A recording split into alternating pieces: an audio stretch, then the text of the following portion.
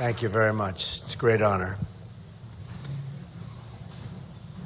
Today I'm here to talk to you about three crucial words that should be at the center always of our foreign policy. Peace through strength.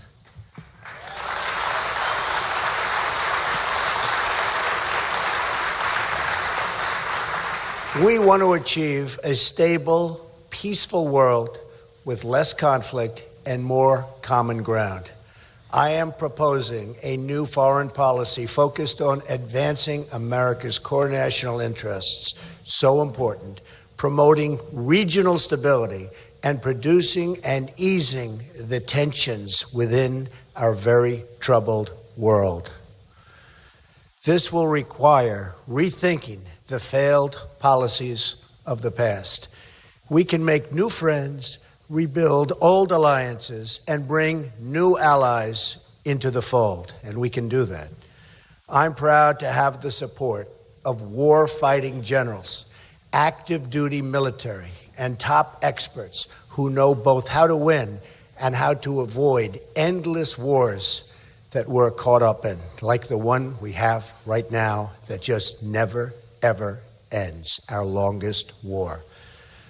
Just yesterday, 88 top generals and admirals endorsed my campaign, and these people are fantastic.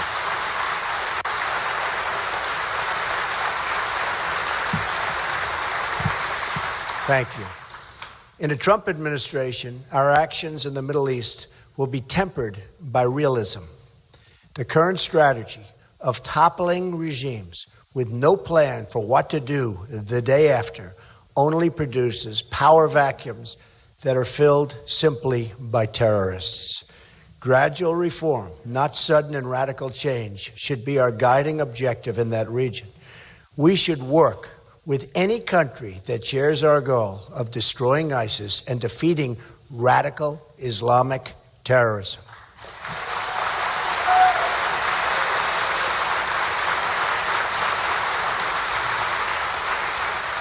And we're going to form new friendships and partnerships based on this mission and this mission alone. We now have an administration and a former Secretary of State who refused to say radical Islamic terrorism. And unless you're going to say the words, you're never going to solve the problem. It's very simple.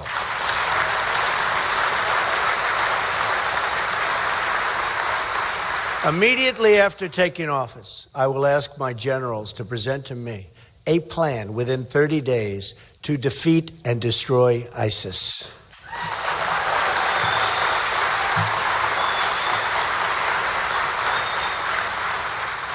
This will require military warfare, but also cyber warfare, financial warfare, and ideological warfare, as I laid out in my speech on defeating radical Islamic terrorism several weeks ago. Instead of an apology tour, which you saw President Obama give over and over again, I will proudly promote our system of government and our way of life as the best in the world, just like we did in our campaign against communism during the Cold War.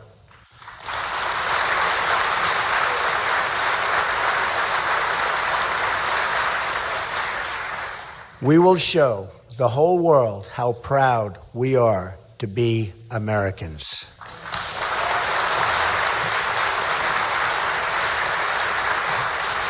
At the same time, immigration security is a vital part of our national security. We only want to admit people to our country who will support our values and love our people. They have to love our people.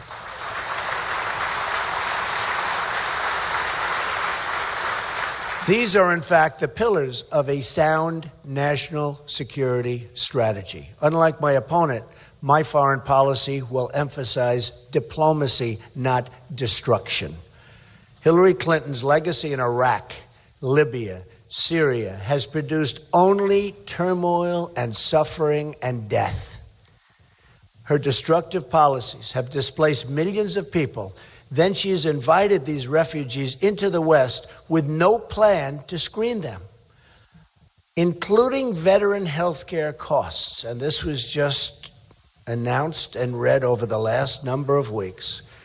The price of the wars in Iraq and Afghanistan will total approximately $6 trillion.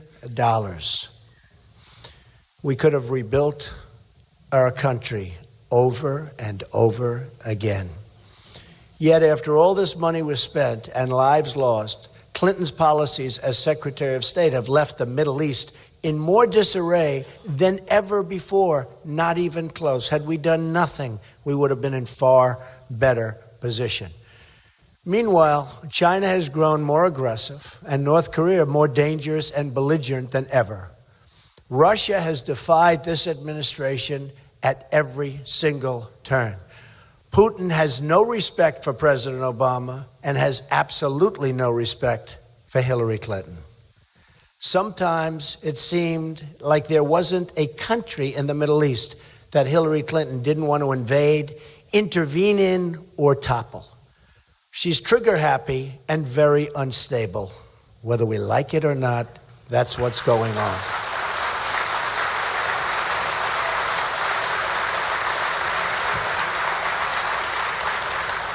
She's also reckless, so reckless, in fact, that she put her emails on an illegal server that our enemies could easily hack and probably have. Then Clinton's team used a technology called BleachBit, which is basically acid. And this is going to acid wash her emails. Who would do this? And nobody does it because of the expense. Who would do this? They even took a hammer to some of her 13 phones to cover up her tracks in obstruction of justice. These email records were destroyed after she received a subpoena. Remember that word, after. She received a subpoena from Congress to turn them over. If you do that in private enterprise, it's a violation of the law. She did this after receiving a subpoena from the United States Congress. In the FBI report, she claimed she couldn't recall important information on 39 separate and different occasions. She can't even remember whether she has trained in the use of classified information. And she said she didn't know the letter C means confidential or at least classified. If she can't remember such crucial events and information, honestly, she's totally unfit to be our commander-in-chief. Totally unfit.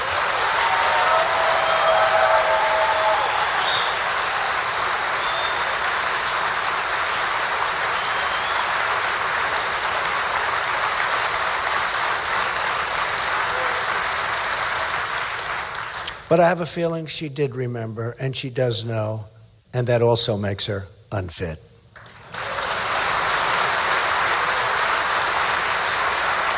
Her conduct is simply disqualifying. She talks about her experience, but Hillary Clinton's only foreign policy experience ended up in absolute failure. Everywhere she got involved, things got worse. Let's look back at the Middle East at the very beginning of 2009, before Hillary Clinton was sworn in. Libya was stable. Syria was under control. Egypt was ruled by a secular president and an ally of the United States. Iraq was experiencing a reduction in violence. The group that would become what is now called ISIS was close to being extinguished. Would have never happened. Iran was being choked off by economic sanctions. Fast forward to today. What have we gotten from the horrible, horrible decisions made by Barack Obama and Secretary Clinton? Libya is in ruins. Our ambassador and 3 other brave Americans are dead. And ISIS has gained a new base of operations and taken their very valuable oil. Syria is in the midst of a disastrous civil war.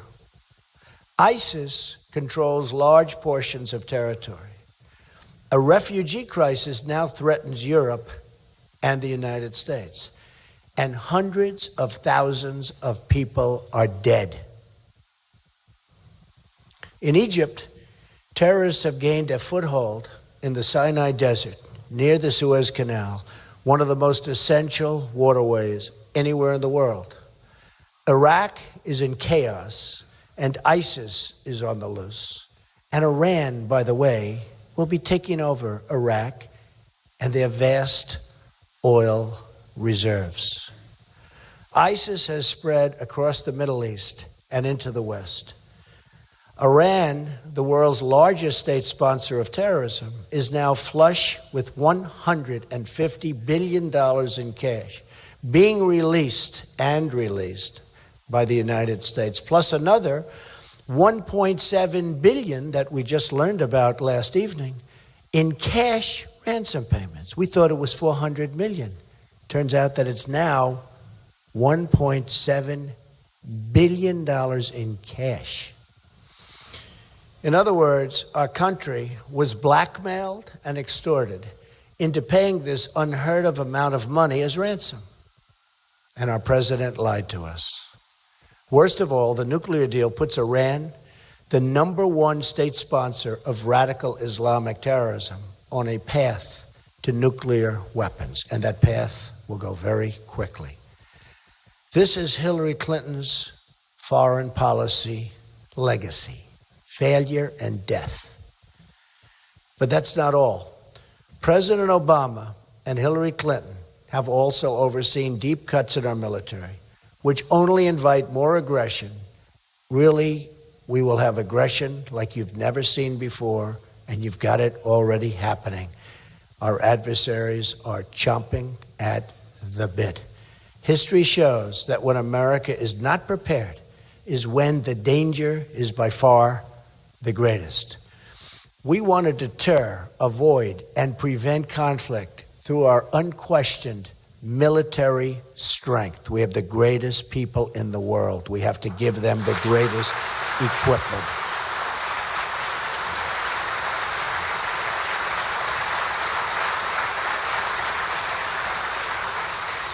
Under Barack Obama and Hillary Clinton, defense spending is on track to fall to its lowest level as a share of the economy since the end of World War II. We currently have the smallest army since 1940. The Navy is among the smallest it has been since 1915. It's 100 years ago. And the Air Force is the smallest it's been since 1947. When Ronald Reagan left office, our Navy had 592 ships. When Barack Obama took office, it had 285 ships. Today, the Navy has just 276 ships. The average Air Force aircraft is 27 years old. We have second-generation B-52 bombers. Their fathers flew the same plane as they're flying right now. This is not the United States. Our Army has been shrinking rapidly from 553,000 soldiers in 2009 to just 479,000 soldiers today. It's some decrease, and they want to make it smaller. In 2009, our Marine Corps had 202,000 active Marines. Today, it's 182,000. Our ship count is below the minimum of 308 that the Navy says is needed to execute its current missions at a minimal level. President Obama plans to reduce the Army to 450,000 troops, which would hamstring our ability to defend the United States. It takes 22 years on average to field a major new weapon system. In 2010, the United States spent $554 billion on non-war base defense spending.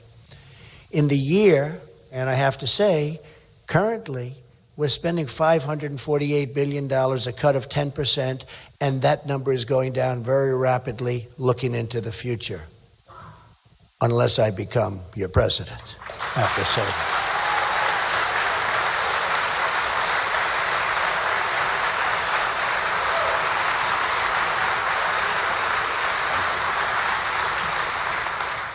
This reduction was done through what is known as sequester, which you've all heard about, or automatic defense budget cuts. Under the budget agreement, defense took half of the cuts, even though it makes up only 1/6 of the budget, so they put it all in defense. As soon as I take office, I will ask Congress to fully eliminate the defense sequester and will submit a new budget to rebuild our military. It is so depleted. We will rebuild our military.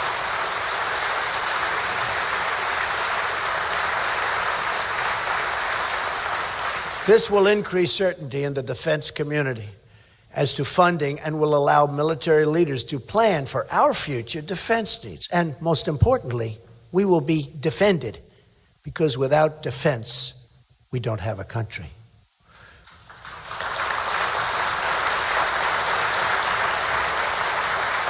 As part of removing the defense sequester, I will ask Congress to fully offset the costs of increased military spending. In the process, we will make government leaner and more responsive to the public.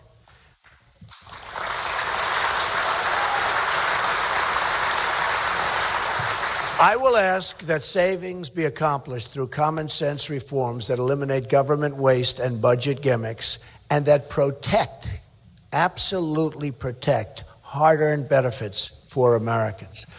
Government-wide, improper government payments are estimated to exceed $135 billion per year, and the amount of unpaid taxes is estimated to be as high as $385 billion a year.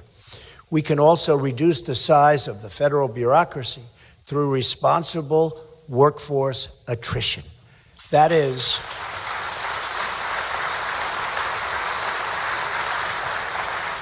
when employees retire, they can be replaced by a smaller number of new employees. That's the best way to do it. We can also stop funding programs that are not authorized in law. Congress spent $320 billion last year on 256 expired laws. These are laws that are gone. Spent all of that money. Removing just 5% of that will reduce spending by almost $200 billion over a 10-year period. The military will not be exempt either. The military bureaucracy will have to be trimmed down. We have to create that strength, and sometimes we have to reduce bureaucracy. It just gets in our way.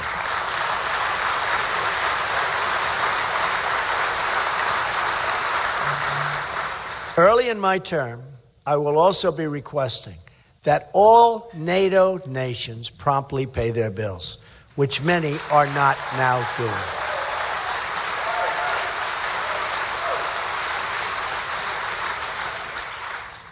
Only 5 NATO countries, including the United States, are currently meeting their minimum requirement to spend 2% of GDP on defense. They understand it. They know they have to do it.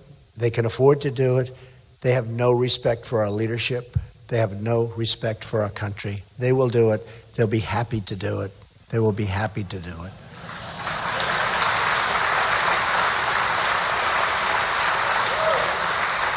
Additionally, I will be respectfully asking countries such as Germany, Japan, South Korea, Saudi Arabia, to pay more for the tremendous security we provide them.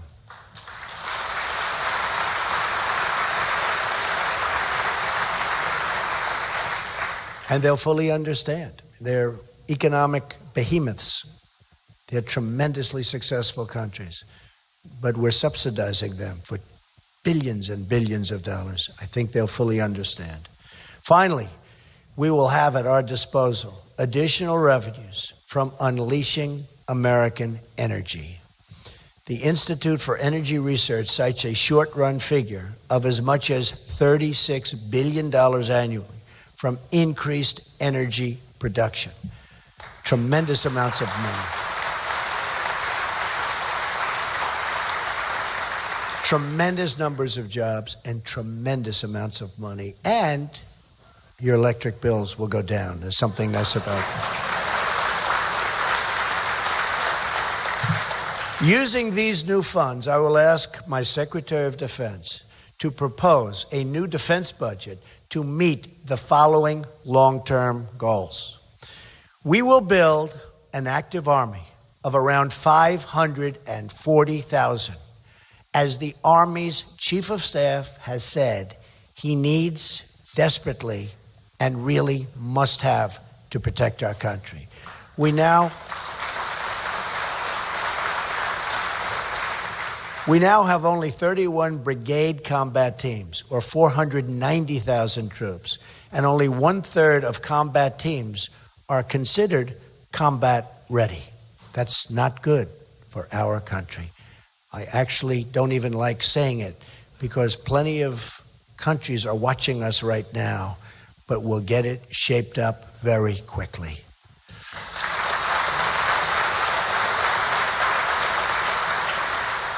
We will build a Marine Corps based on 36 battalions, which the Heritage Foundation notes is the minimum needed to deal with major contingencies. Right now, we only have 23.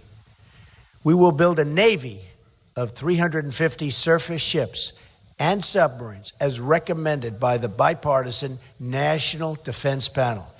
We right now only have 276 ships, and it's not enough. And we will build an Air Force of at least 1,200 fighter aircraft, which the Heritage Foundation again has shown to be needed to execute current missions. We now have 1,113. Not enough. We will also seek to develop a state-of-the-art missile defense system.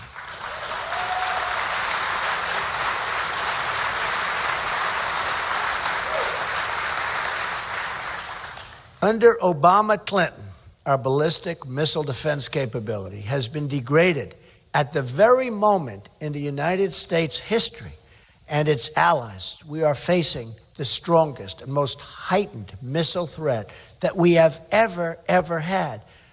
You look at Iran, you look at North Korea, you look at terrorists, we don't even know where to look. We don't know where to look. But believe me, you can look all over. So we are going to do that. We need a form of shield. We want to protect our country.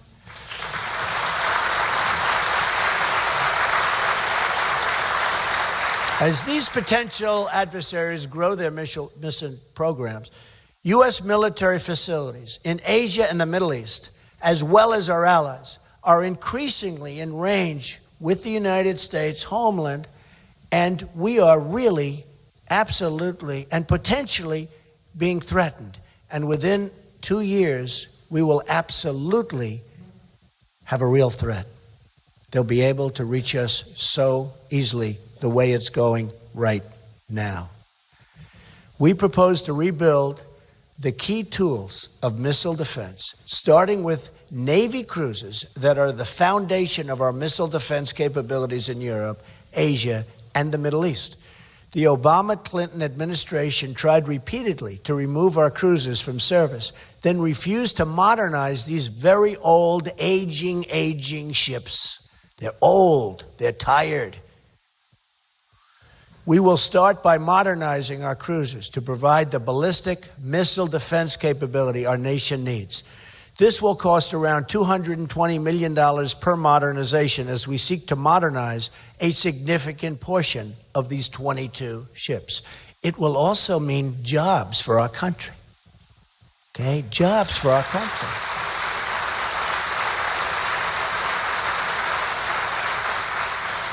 And that is one of the big benefits. It's called jobs for our country, which we desperately need.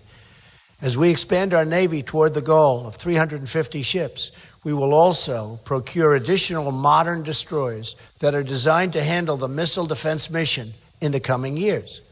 Accomplishing this missile rebuild and our military retooling will be a 50-state effort. Every state in the Union will be able to take part in rebuilding our military and developing technologies of tomorrow. In other words, the workers and the jobs will take place throughout the United States.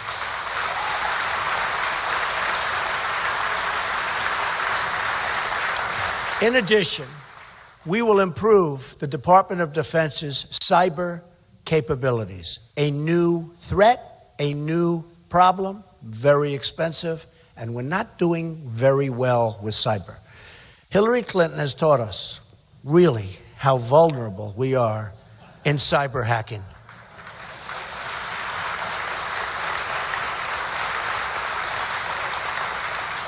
That's probably the only thing that we've learned from Hillary Clinton.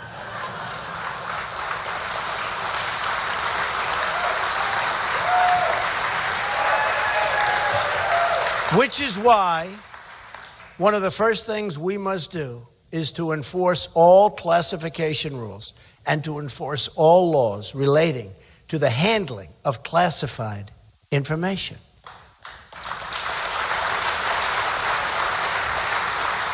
Hillary Clinton put her emails on a secret server nobody knew about, except for the man that was given the fifth. Remember? Whatever happened to him? Where is he? What happened to him? Where did he go? He pled the fifth. Never, that's the end of him.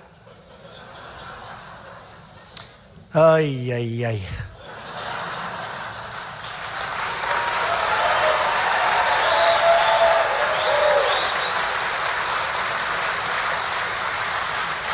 She put her emails on a secret server to cover up her pay-for-play scandals in the State Department. Nothing threatens the integrity of our democracy more than when government officials put their public office up for sale. We will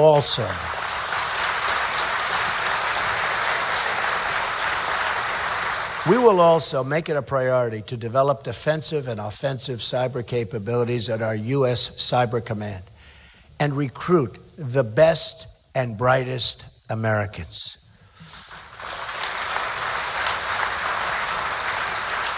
One of my first directives after taking office will be asking the Joint Chiefs of Staff and all relevant federal departments to conduct a thorough review of United States cyber defenses and identify all vulnerabilities. And we have to do that immediately, including to our power grid, our communication system, and all vital infrastructure.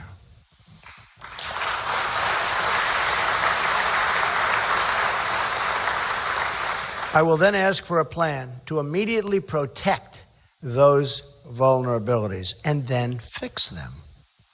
At the same time, we will invest heavily in offensive cyber capabilities to disrupt our enemies, including terrorists who rely heavily on internet communications.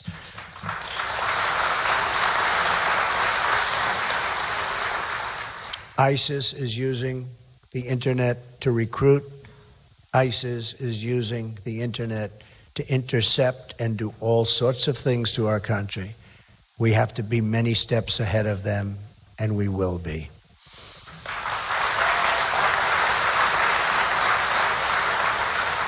These new investments in cybersecurity and the modernization of our military will spur substantial new job creation in the private sector and help create the jobs and technologies of tomorrow. That's what we have to do. America must be the world's dominant technological powerhouse of the 21st century. And young Americans, including in our inner cities, should get these new jobs. Through training, through education, it will happen.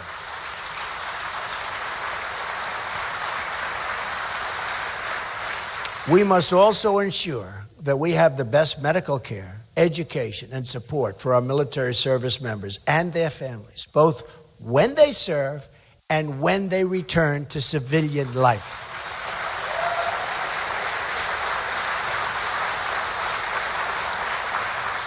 Our veterans are not being treated well.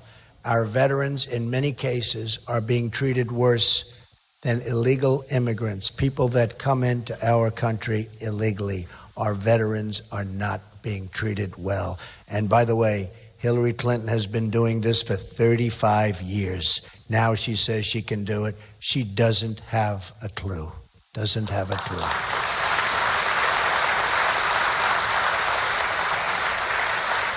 Our debt to our men and women in uniform is eternal, always will be.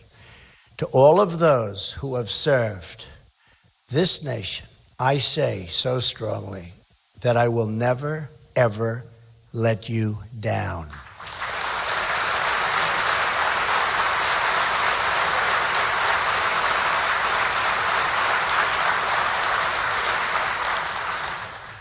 We will protect those who protect us. It's very simple. We will protect those who protect us. And we will follow their example of unity. We will work across all racial and income lines to create one American nation.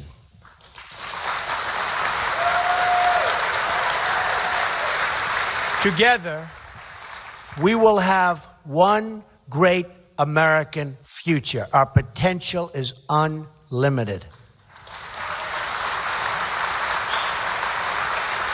We will be one people under one God, saluting one American flag.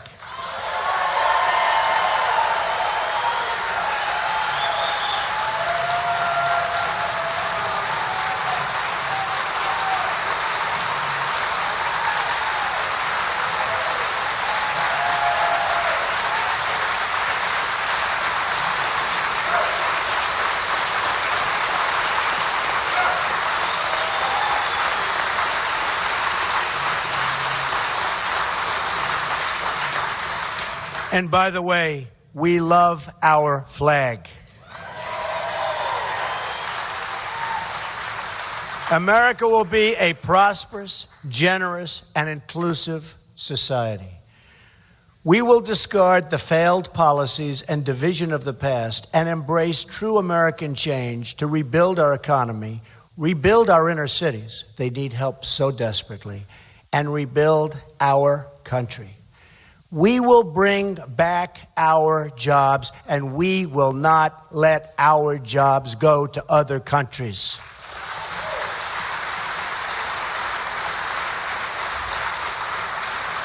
We will make America strong again. We will make America safe again. And we will make America great again, greater than ever before. Thank you very much, and God bless you. Thank you. Thank you. Thank you very much. Thank you.